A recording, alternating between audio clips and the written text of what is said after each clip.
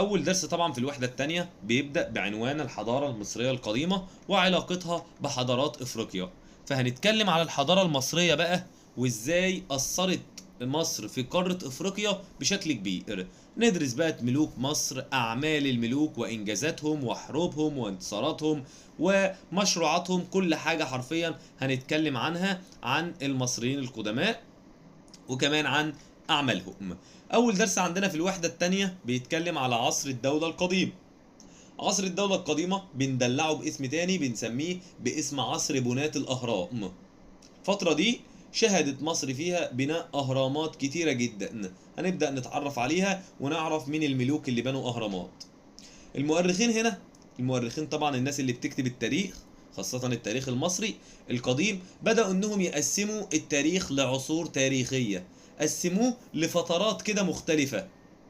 في فترات كانت فيها الدولة قوية، وفي فترات كانت فيها الدولة ضعيفة. ده اللي هنشوفه مع بعض واللي هنفهمه اكتر واحنا ماشيين في الدرس ده.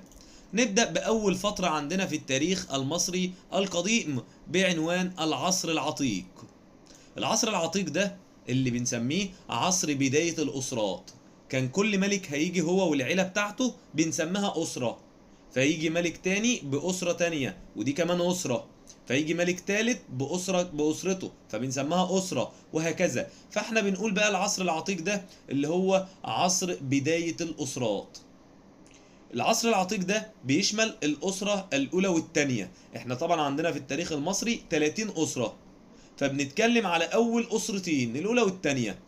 العصر العتيق ده بندلعه باسم عصر البناء والتأسيس. هو العصر اللي هتبدأ تتبني في مصر من جديد، عشان كده بنقول البناء والتأسيس. ليه بقى؟ لأنه بدأ بتوحيد الملك نعرمر أو الملك مينا لمملكة الشمال والجنوب. كانوا مملكتين متفرقين، فاستطاع ملك مينا ان هو يوحد الشمال وكمان الجنوب ويأسس عاصمة موحدة لمصر. يعمل عاصمة لمصر بقى تبقى بتحكم الشمال والجنوب. العاصمة دي هيبقى اسمها مدينة منيفا. دي عاصمة مصر اللي هي موجودة في الجيزة حاليا، وده الملك مينا بالتمثال بتاعه. طيب الفترة بتاعت العصر العتيق بقى كانت بتتميز بشوية خصائص كده، شوية مميزات للفترة دي. ايه زي ايه؟ زي هنلاقي ان في الاستقرار وتحقيق الامن. البلد كانت فيها امن واستقرار، وده بسبب اهتمام الملوك طبعا بتأمين حدود البلاد. كل ملك بيجي كان بيأمن حدود مصر، يبني الحصون. الحصون دي اللي بيبقى فيها الجيش طبعا، وبيحاربوا بقى اعدائهم وينتصروا عليهم وكده. فاهتمينا ان احنا نأمن البلد كويس في الفترة دي.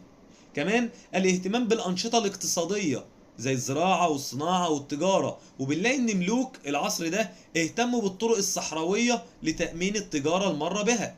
كانوا بيهتموا بالصحراء والطرق بتاعة الصحراء عشان التجار يبقوا ماشيين مطمنين ومش خايفين من حاجة.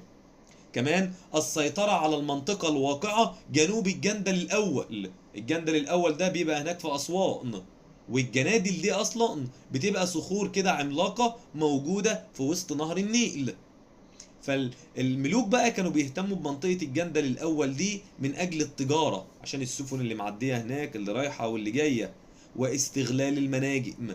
المناجم دي اللي بنطلع منها بقى الحديد والذهب وكده. كمان استغلال محاجر سيناء، كنا بنقطع بقى الحجارة هناك في سيناء وبناخدها نبني بها الأهرامات. طيب ده بسميه الأنشطة الاقتصادية. عندنا كمان الاهتمام بالعمارة. العمارة يعني بالتحديد مقابر الملوك اللي هي الأهرامات. قالك في البداية خالص تحولت من مجرد حفرة في الأرض، زي الصورة اللي على اليمين كده كانت في حفرة وهم بيدفنوا فيها المتوفي. يعني حفرة في الأرض من الحجر الجيري. المنطقة اللي هم واقفين فيها والحتة دي ده طبعا عبارة عن حجر جيري، يعلوها جزء يشبه المصطبة. من بعد ما بيحطوا الرمل عليه بقى ويدفنوه بيعملوا فوقه مصطبة كده. المصطبة دي من الطوب اللبن. الطوب اللبن يعني الطينة. يبقى تطورت بناء المقابر، كانت حفرة في البداية من الحجر الجيري، ثم بعد كده تطورت بقت مصطبة من الطوب اللبن. وده دليل على براعة المصريين في العمارة، زي الصورة اللي على اليمين والصورة اللي على الشمال. تمام، ماشي. عندنا كمان ده هندخل بقى على فترة تانية خالص اسمها عصر الدولة القديمة. خلاص كده العصر العتيق خلص، نتكلم على فترة تانية بقى اسمها عصر الدولة القديمة، ونتكلم على خصائص الفترة دي. عصر الدولة القديمة بندلعه باسم تاني، بنسميه باسم عصر بناة الأهرام. الفترة دي طبعا كان في موضة طالعة كده في الفترة دي ايه، ان كل ملك يجي يعمل له هرم، يبني له هرم، عشان كده سميناها باسم عصر بناة الأهرام. الفترة دي بتشمل طبعا 4 أسرات، الأسرة من 3 و4 و5 و6، دي الأسرات طبعا بتاعة الفترة دي. سمينا عصر الدولة القديمة بعصر بناة الأهرام بسبب اهتمام ملوكه ببناء مقابرهم على شكل أهرامات. كان كل واحد بيجي يبني له هرم كده عشان يقول لك ده اللي هندفن فيه بقى، فانا لازم اظبطه واعمل مقبره محترمه وشكلها حلو وكده. عشان كده بنلاقي ان تطور بناء المقابر زي اللي في الصوره قدامنا. ناخد الاول خصائص الفتره دي. اول حاجه كانت بتتميز بالاستقرار، البلد مستقره وامنه وفي امن وامان والدنيا زي الفل، تمام، لان كان في ملوك اقوياء. كمان تطور فن العماره، المقبرة اتغير شكلها. ازاي؟ بيقول لي هنا كانت في البداية خالص حجرة يعلوها مصطبة زي الصورة اللي على اليمين، ثم بقت عدة مساطب زي الصورة اللي في النص، بقت مصطبة فوق مصطبة فوق مصطبة زي هرم زوسر المدرج. هرم زوسر بيتكون من 6 مساطب كده فوق بعضها، ثم وصلت في الاخر بقى الى الهرم الكامل زي هرم الملك خوفو. وده طبعا بيدل على براعة المصريين في 3 علوم مش علم واحد. زي ايه؟ زي عندنا العمارة والهندسة والفلك. العمارة يعني البناء اللي هم بنوه ده، والهندسة يعني الشكل بتاعه بشكل المثلث ده، والفلك كمان اللي هو المكان اللي مبني فيه، له علاقة طبعا بالكواكب والنجوم، ودرسوا عرفوا الموقع وهكذا المكان بقى وكده. فده 3 علوم برع فيها المصريين القدماء اثناء بناء المقابر بتاعتهم او الاهرامات دي. طيب كمان المصريين كانوا بيهتموا ببناء معابد الآلهة عشان يعبدوا فيها الإله بتاعهم، والمعابد الجنائزية. هو في فرق ما بين المعابد الآلهة والمعابد الجنائزية؟ أيوة طبعا. معابد الآلهة دي اللي كانت بتقام فيها الشعائر الدينية، بيروحوا يصلوا فيها بقى ويقدموا الهدايا للإله وكده. إنما المعابد الجنائزية دي كانت بتقام فيها الجنازة على المتوفي، عشان كده بنسميها جنائزية، جاية من كلمة جنازة. طيب عندنا كمان براعة الفنان المصري القديم في فن النحت. كان المصريين زمان شاطرين جدا قوي في نحت التماثيل. ازاي بقى؟ كانوا بينحتوا على انواع كتيرة من الحجر، من العاج، من الخشب، والعاج ده نوع من الاخشاب برضو. يبقى دي المواد اللي كانوا بينحتوا عليها. طيب كانوا بينحتوا تماثيل ملكية، تمثال للملك يعني ايه، وده لاعتقاده طبعا في قدسية الملك، لان الملك كان بالنسبة لهم حاجة مقدسة، فكانوا بيعملوا لها طبعا تماثيل. طيب كمان لدرجة انهم كانوا بيعتقدوا ان الملك هو ابن الاله، فعشان كده عملوا له تماثيل كتير. كمان عندنا تماثيل النبلاء. النبلاء دول يعني الناس اللي كان ليهم مكانة عالية في المجتمع، زي تمثال النبيل قعبر. كان في واحد عندهم زمان كده اسمه قعبر، الراجل اللي قاعد هتلاقيه على ال 200 جنيه اصلا. لو مسكت ال 200 جنيه كده هلاقي عمك الحاج ده قاعد هناك. حاليا بيتسمى طبعا باسم شيخ البلد. فده برضو كان نبيل من النبلاء، الناس اللي لهم مكانة في المجتمع عالية جدا. كمان تماثيل في وضعيه جديده، زي طبعا ده كعبر اللي فوق ده، اسف، كعبر اللي فوق ده تمثال شيخ البلد ده، الراجل اللي ماسك عصايه على الجنب ده. انما كان في تماثيل بقى بيعملوها للكاتب المصري. الكاتب المصري ده بقى اللي على ال 200 جنيه ده، هو قاعد كده وطبعا ماسك الكتاب في ايده، وده بيظهر دقه ومهاره الفنان المصري. التمثال ده طالع معمول في الحقيقه 10/10، ما فيهوش ولا غلطه. وكمان ده بيدل على ان الناس زمان كانوا بيحترموا وبيقدروا الكاتب، عشان كده عملوا له تمثال.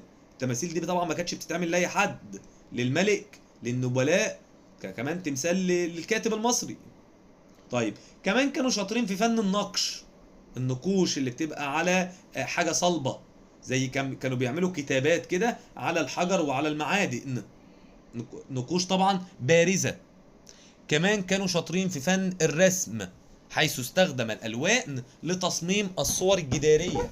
كانوا بيرسموا حاجات كده طبعا على الحيطة، حاجات كده شبه اللي بيعملها النجاش مثلا دلوقتي في البيت، فرسومات كده وزينة وحاجات شكلها حلو وحاجات كده لذيذة.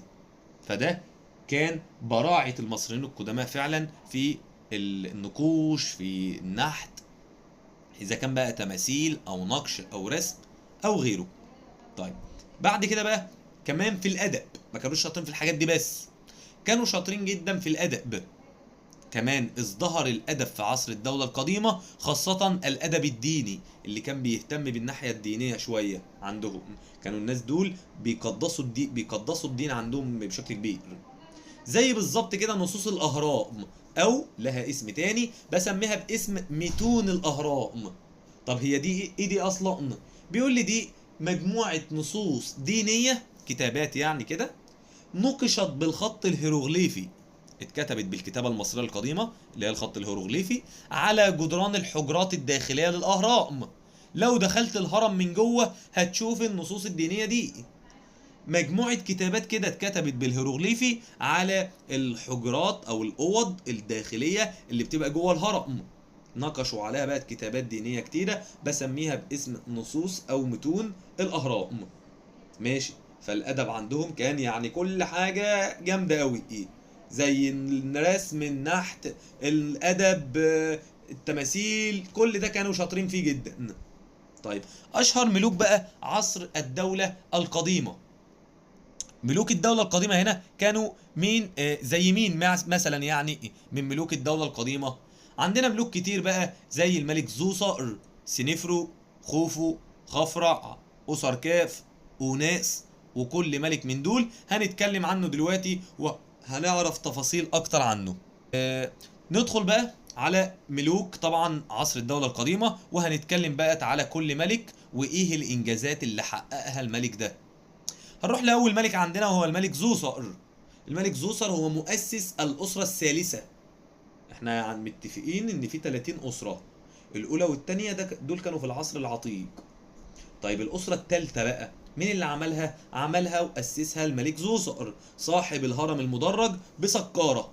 الهرم اللي قدامنا في الصورة ده بيتكون طبعا من 6 مساطب، كل مسطبة بتختلف عن التانية، لأن اللي تحت خالص هنلاقيها طبعا إيه كبيرة شوية، اللي فوقها صغيرة شوية، واللي فوقها صغيرة أكبر، وهكذا لحد ما تطلع لفوق.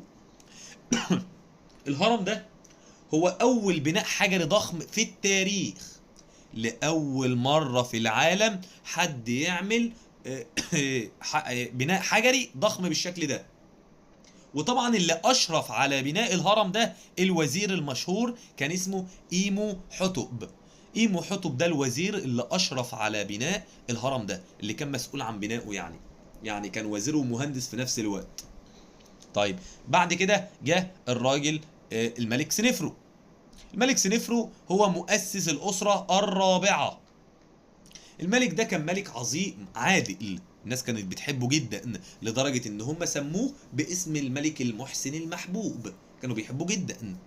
كمان ازدهرت مصر في عهده اجتماعيا، يعني وضع الناس كان كويس، تجاريا البيع والشراء كان كويس، فنيا في رسومات وفنانين وأدباء ورسامين، وعمرانيا يعني في حاجات كتيرة اتبنت في عهد الملك ده. طيب يبقى هنا سؤال اللي بيقول لي ليه الملك ده بقى لقب بالمحسن المحبوب؟ هقول له لانه كان ملك عظيما عادلا في رعيته يعني شعبه. طيب اهم اعماله، ارسل الملك سنفرو حملة ليعيد الامن الى حدود مصر الجنوبية. كان بيهتم بانه يأمن حدود مصر من جهة الجنوب ضد الاعداء طبعا. كمان الحاجة المشهور بها اكتر ان هو بعت اسطول بحري مكون من 40 سفينة. بعت 40 سفينة يروحوا الى فينيقيا لاحضار اخشاب شجر الارض. جمع سفن كتيرة جدا 40 سفينة، قال لهم بقول لكم ايه، انتوا هتروحوا تهاجروا تروحوا تسافروا الى فينيقيا دي اللي هي سوريا ولبنان دلوقتي، تجيبوا لي من هناك بقى اخشاب كتيرة جدا، لان الاخشاب دي انا عايز اعمل منها اساس طبعا ويعمل منها سفن وكده. ماشي يا عم سنفرو. رحنا للملك اللي بعده وهو الملك طبعا خوفو. الملك خوفو هنا هو تاني ملوك الأسرة الرابعة. تاني ملك بيجي معانا في الأسرة الرابعة. ماشي يا عم. عمل ايه خوفو ده؟ خوفو ده شيد الهرم الأكبر. هرم خوفو وخفرع ومنقورع طبعا هو الكبير اللي فيهم هرم خوفو، على هضبة الجيزة. عملوا على حتة مرتفعة كده عالية عن الأرض شوية، بنسميها هضبة الجيزة. وده عمل معماري يدل على براعة وعبقرية المصري القديم. قد ايه المصري ده كان فنان، كان مفيش منه، كان عبقري عشان يطلع لي هرم بالشكل ده. كمان في عهد الملك خوفو ازدهرت في عهده التجارة الخارجية لمصر مع فينيقيا. هو كمان عمل مع فينيقيا. ده انا لسه سايب الملك سنفرو دلوقتي كان راح لفينيقيا برضه. هما الاتنين طبعا. فعمل الهرم الاكبر كمان، وده طبعا انجاز معماري عظيم قوي مفيش منه. كمان ازدهرت في عهد التجارة الخارجية لمصر خاصة مع بلاد فينيقيا. طيب نروح بقى للملك خفرع صاحب الهرم الاوسط. هو صاحب الهرم اللي في النص، لان الاهرامات كده شايفه الاهرامات بتبقى شبه مثلثات الجبنه كده. عمنا خفرع ده بقى هو صاحب الهرم اللي في النص ده. هو امر بنحت تمثال ابو الهول. قال لهم بصوا يا جماعه، جاب المهندس بتاعه، انا عايزك تعمل لي تمثال جنب الهرم بتاعي. التمثال ده براس انسان، وده طبعا بيدل على العقل والحكمه، لان الانسان هو اللي بيفكر. وكمان بجسم اسد، عشان ده بيدل على القوه والشجاعه طبعا. وفعلا تم نحت تمثال ابو الهول. كمان عندنا وصل فن النحت في عهد الملك خفرع إلى قمته. الفنانين، الناس اللي بتشتغل بالنحت كانت شاطرة جدا جدا جدا. طب ايه السبب بقى؟ عملوا ايه؟ حيث استطاع الفنان المصري القديم استخدام أصلب أنواع الحجر في نحت التماثيل. كانوا بيجيبوا حجارة قوية جدا جدا جدا ويبدأوا انهم يعملوا تماثيل عليها، وسموها باسم حجر الديوريت الأسود. الحجر ده كان صلب وقوي ويصعب كسره، وكانوا بينحتوا طبعا على الحجارة دي. طيب في نهاية بقى، او ازاي سقطت الأسرة الرابعة بقى؟ لأن الأسرة الرابعة احنا خدنا فيها خوف وخفرع، كان في كمان منقورع. بيقول لك هنا في نهاية الأسرة الرابعة ازداد نفوذ كهنة إله الشمس. الكهنة دول اللي هم رجال الدين بدأت قوتهم تزيد، وخاصة كهنة إله الشمس اللي هو الإله رع. استطاع بقى كبير الكهنة اللي هو كان اسمه أوسر كاف الوصول إلى حكم مصر. أكبر واحد في الكهنة قدر إن هو يسيطر على الحكم ويتولى حكم مصر. طيب أوسر كاف ده بقى عمل إيه؟ أوسر كاف ده أمر بتشييد، طبعا هو مؤسس الأسرة الخمسة قبل أي حاجة، هو اللي أسس الأسرة الخمسة. أمر بتشييد العديد من المسلات الضخمة. عمل مسلات، المسلة دي بتبقى حاجة مرتفعة وعالية لفوق كده، وكان بيتكتب عليها الإنجازات والأعمال وكده بتاعت الملوك. كمان أسر كاف عمل المعابد المكشوفة للشمس. المعابد اللي كان بيبنيها الملك ده كانت بيبقى ملهاش سقف، من فوق كده ملهاش سقف. ليه؟ طبعا لأن احنا بنعبد إله الشمس، وعشان أشعة الشمس تخش لهم جوه وكلام من ده. طبعا المعابد دي موجودة في أبو صير. أبو صير دي في الجيزة هناك. المعابد دي موجودة لحد دلوقتي هناك طبعا للسياح. طيب بعد كده بناخد الملك أوناس. الملك أوناس ده هو آخر ملوك الأسرة الخامسة، آخر واحد جه في الأسرة الخامسة. طيب الملك أوناس ده بيقول لي أعماله إيه؟ إيه أهم الحاجات اللي عملها؟ الملك أوناس أول من كتب نصوص الأهرام. نصوص الأهرام بتبقى كتابات زي دي كده، بتبقى على الجدران، بتكتب طبعا بالخط الهيروغليفي، اسمها نصوص الأهرام أو متون الأهرام. ظهرت في عهد الملك أوناس طبعا. تمام. ودي بتبقى على الحجرات أو حجرة الدفن داخل الهرم، الأوضة أو الغرفة اللي هيتحط فيها الملك جوه في الهرم. طيب أهميتها إيه؟ هم كانوا معتقدين إن الكتابات دي بتحمي الملك في الحياة الأخرى، بتساعده بقى وبتقلل من عليه الحساب، وهتساعده في عملية البعث والخلود والكلام اللي هم كانوا فاكرينه ده. يبقى نصوص الأهراء كانت هم معتقدين بأنها حماية الملك في الحياة الأخرى. انها تساعد الملك وكده. طيب انتشرت طبعا كتابة نصوص الأهرام بين الملوك والملكات، وكل ملك بقى بيعمل هرم يكتب جواه طبعا نصوص الأهرام دي. نصوص الأهرام دي زي ما هي كانت مهمة بالنسبة للمصريين القدماء زمان، هل هي مهمة بالنسبة لنا احنا دلوقتي؟ ايوه. ليه بقى؟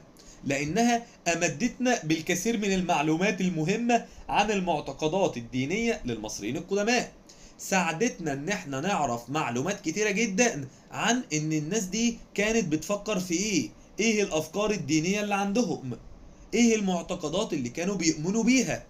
فاحنا بدأنا ان احنا نتعرف عليها ونعرف تفاصيل اكتر واكتر عن حياة المصري القديم زمان. طيب نشوف بقى نهاية عصر الدولة القديمة. ازاي انتهت الدولة القديمة وسقطت وانتهت؟ بيقول لي هنا عندي في نهاية عصر الأسرة الستة بالتحديد بقى، لأن دي آخر فترة، أو الأسرة القوية اللي بعد الأسرة الستة هتبقى ضعيفة. من 3 ل 6 كانت الدولة قوية، ودي كنا بنسميها بعصر الدولة القديمة. في الأسرة الستة بقى كان في ملك بيحكم مصر اسمه الملك بيبي الثاني. بيبي، ماشي. بيبي الثاني ده على فكرة ملك حكم 96 سنة في مصر، أطول ملك يحكم مصر أصلا. وكان بيبي، مش عارف كان بيبي ازاي وقعد الفترة دي كلها، مات وهو عنده 100 سنة الملك ده. المهم، ملك بيبي الثاني ده كان ملك ضعيف. تدهورت أحوال مصر، الاقتصادية بقت زي الزفت، الاجتماعية بقت زي الزفتين، السياسية بقت 3 زفتات في بعض. كل حاجة كانت بايظة جدا في البلد في الفترة دي، وعمت الفوضى، ما بقاش في أمن، ولا بقى في استقرار، ولا بقى في أمان، ولا وضع البلد كان وحش وسيء بشكل كبير قوي. طب ده بسبب ايه بقى؟ ليه؟ ما البلد كانت قوية يا مستر، ايه اللي حصل مرة واحدة كده خلاها تضعف؟ أكيد في أسباب. إيه الأسباب دي؟ أول سبب هي ضعف السلطة المركزية. طبعا السلطة المركزية يعني الملك ذات نفسه كان ضعيف. وازدياد نفوذ الملك والحكومة، الاتنين كانوا ضعاف، لا الملك عارف يحكم ولا الحكومة عارفة تسيطر على البلاد. وازدياد نفوذ حكام الأقاليم. حكام الأقاليم دول حاجة شبه المحافظين دلوقتي. كل حاكم اقليم ما بقاش بيسمع كلام الملك، ما بقاش بينفذ اوامر الملك، لانهم شايفين ان الملك اصلا ضعيف وملوش قيمة ولا ليه لازمة. طيب تاني حاجة، توقف الحكومة عن تنفيذ المشروعات. والحكومة طبعا ما بقتش بتعمل مشروعات اقتصادية، لا في الزراعة ولا في الصناعة ولا في التجارة، ووضع البلد كان وحش جدا. كمان زيادة الأعباء على كاهل الفلاح. الفلاح كان طالع عينه من الضرايب ومن المشاكل اللي هو فيها على الفلاح، فالفلاح طبعا أهمل الأراضي الزراعية. وده كل الأسباب دي خلت المصريين إن هم يقوموا بثورة عارمة. عارمة يعني شديدة قوية جدا. المصريين زهقوا من الملك بيبي الثاني ومن اللي بيعمله، فقرروا إن هم يعملوا ثورة كبيرة جدا في كل أنحاء مصر. وبكده ينتهي عصر الدولة القديمة، وندخل بعد كده في فترة ضعف بقى هنبقى نتكلم عنها أكتر بعدين بإذن الله.